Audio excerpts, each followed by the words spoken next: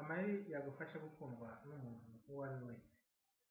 Benshi ntibita ku mikoreshereze y'amarenga, nyamara ugendeye ku gitabo cya Larry Lawrence yise How to Talk to Anyone, ugenekereje mu Kinyarwanda bivuga ngo uko wavugisha buri wese, ushobora kubona ko wakwigarurira umutima w'umuntu mu kanya gato utavuze n'ijambo na rimwe.